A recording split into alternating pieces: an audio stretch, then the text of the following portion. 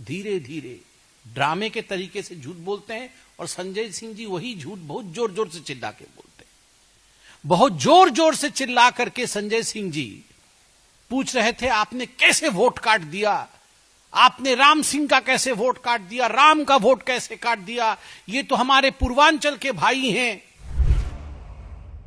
हाल ही में दिल्ली के पूर्व मुख्यमंत्री अरविंद केजरीवाल ने बीजेपी पर आरोप लगाया था कि बीजेपी दिल्ली में पूर्वांचली वोटरों को रोहिंग्या बताकर वोट कटवा रही है, जिससे आने वाले विधानसभा चुनाव में आम आदमी पार्टी को नुकसान हो सके। इस मामले को लेकर बीजेपी की तरफ से भी जवाब आया है।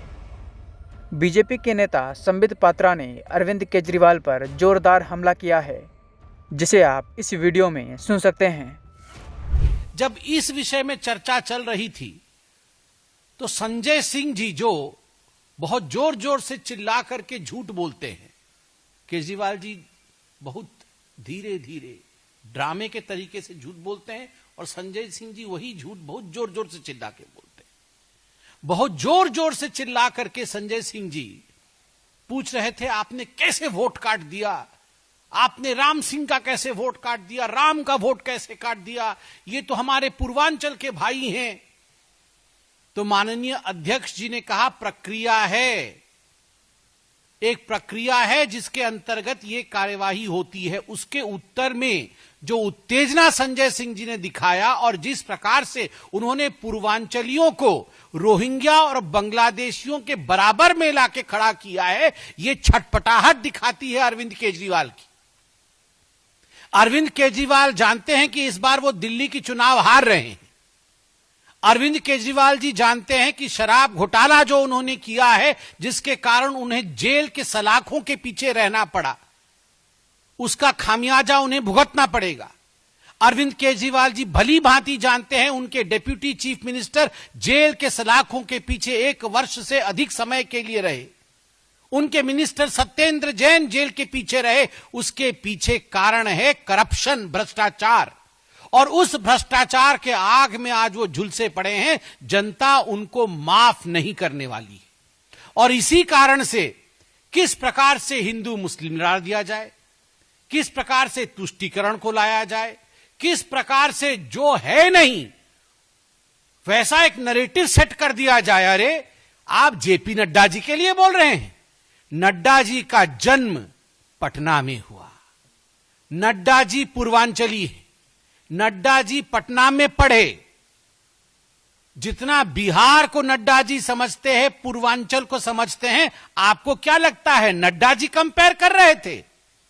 नड्डा जी को और भारतीय जनता पार्टी को पता है रोहिंग्या कौन है, बांग्लादेशी कौन है और घुसपैठिया कौन है। हमें पता है पूर्वांचली हमारा आन बान शान है। और अरविंद केजरीवाल जी ये रोहिंग्या, बांग्लादेशी, घुसपैठियों का साथ आप देते हैं। 12 दिसंबर अभी गया है, बहन निर्भया अभी भी हमारे स्मृति पटल में अभी भी उसका चित्र याद है, उसकी स्मृति अभी भी सजीव है। मुझे याद है जब फांसी की सजा सुनाई गई थी, उस एक व्यक्ति के लिए तुष्टीकरण के नाते अरविंद केजरीवाल जी गिड़गिड़ा रहे थे कि उस बच्चे को फांसी मत देना, वो अल्प समुदाय संप्रदाय का है, मैं उसे सिलाई की मशीन दूंगा, मैं उसे सिलाई की मशीन दूंगा, वो बहुत अच्छा काम करेगा, बड़ा नाम रोशन करेगा। अरे धिक्कार है।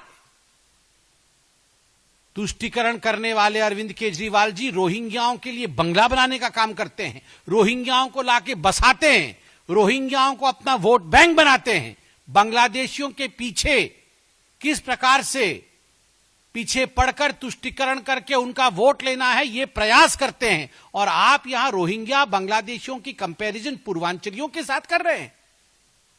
और यहां हम स्पष्ट रूप से कह दें, प्रक्रिया के अंतर्गत यदि संबित पात्रा हो, यदि संजय मयूख हो और आप में से भी कोई अगर यहां का वोटर नहीं है, तो एक प्रक्रिया है भाई, और उस प्रक्रिया में हर पॉलिटिकल पार्टी का BLA, बूथ लेवल एजेंट होता है, जो सरकारी अपॉइंटी BLO, बूथ लेवल जो ऑफिसर होता है उसके साथ काम करके वोट नाम जोड़ना, वोट पत्र में, वोटर लिस्ट में नाम जोड़ना और नाम काटने का काम करता है। जब हमारे अरविंद केजरीवाल जी 11,000 वोट कट गए, वोट कट गए, वोट कट गए, ये तो बता रहे थे। जब 11,000 वोट कट गए, हमारे बीएलए ने चलिए लिख के दिया, तो आपके बीएलए क्या कर रहे थे? आपके बीएलए क्या कर रहे थे? उस समय आपके बीएलए सोए हुए थे। उस समय आपके बीएलए देख नहीं रहे थे वोट क्यों कट रहा है। इनका कटना नहीं चाहिए, क्योंकि आपने बीएलए नहीं बनाया हुआ था। आप चाहते थे कि उनका वोट कटे, हमने भी चाहा कि जो लोग वोटर नहीं है उनका वोट कटे।